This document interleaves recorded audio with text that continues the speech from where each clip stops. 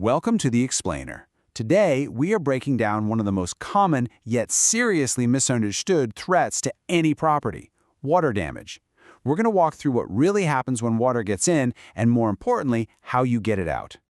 You know the scene. You spot a little stain on the ceiling, maybe a tiny puddle on the floor, and you think, I'll get to it later. It seems so minor, right? But what you can't see, that's where the real trouble begins. So here's the key thing you gotta understand. A little bit of water, especially when you mix it with high humidity, creates the perfect breeding ground for mold. So it's not just a leak anymore, it's basically an open invitation for a much bigger, much more destructive problem to just take hold. And believe me, it happens fast. Okay, let's dive into this. Because beyond what you can physically see, there are all these environmental factors that dramatically, and I mean dramatically, raise the stakes, especially in certain parts of the country. What's so interesting here is how all these factors just pile on top of each other. It's never just one thing.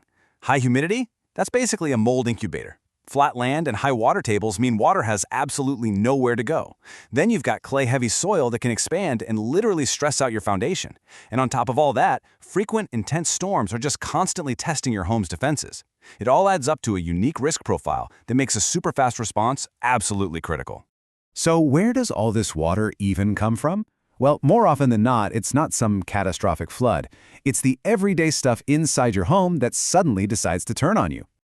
Your air conditioner, it's working constantly in warm climates, right?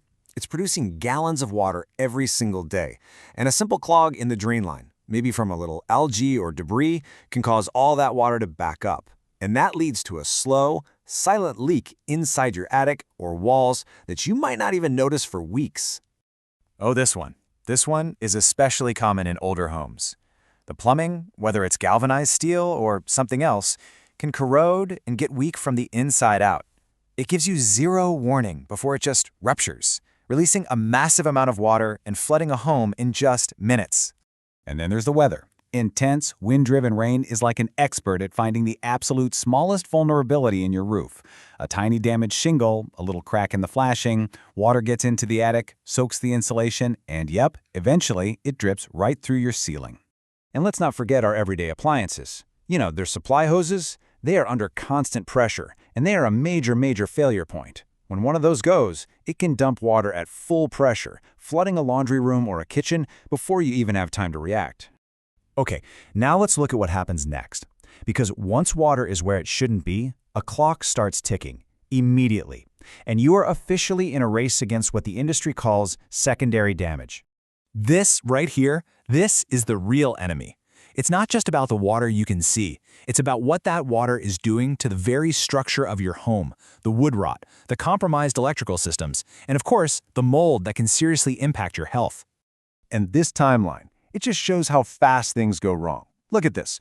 Within minutes, water is already migrating into hidden spaces. In just 24 to 48 hours, mold starts to colonize. And after only a week, you're looking at warped floors, rotted wood, and a much more complex and expensive problem. So, how do you stop this clock? How do you reverse the damage? Well, professionals don't just show up with mops and a few fans. It's a scientific, multi-stage process designed to tackle both the visible and the invisible threats. The very first step is to identify the enemy. A leak from a clean supply pipe, that's Category 1, is handled very differently than a Category 3 event like a sewage backup, which is full of dangerous bacteria and requires full-on containment and serious safety protocols. And this is absolutely crucial. Following these established, science-based industry standards isn't just about doing the job right. It's about providing the clear, standardized proof that insurance companies require to process your claims smoothly and, hopefully, without any disputes. The entire professional response can pretty much be boiled down to these three critical phases. Phase 1 is extraction. You stop the source and get rid of all the standing water. Phase 2 is drying, using all this specialized equipment to dry the structure itself. And Phase 3 is verification, using data to confirm and document that the property is truly 100% dry and safe. To get all this done, certified pros rely on some pretty advanced tech. They don't just guess if a wall is dry. They use thermal cameras to see temperature differences that show where moisture is hiding, and penetrating meters to measure the actual moisture content deep inside the wood and drywall. It's a process that's entirely guided by data, not guesswork. Okay, let's talk about the big three questions every single property owner has. What is this going to cost me? How long is this going to take? And is my insurance actually going to cover it? So a typical range for a residential job is somewhere between $1,500 and $7,000. And a huge factor in that cost is time. The longer that water sits and moves from that minutes problem we saw in the timeline to a week-long problem, the more complex and, you guessed it, the more expensive the fix becomes. Now, while getting the standing water out is fast, the most important part, the structural drying, that can't be rushed.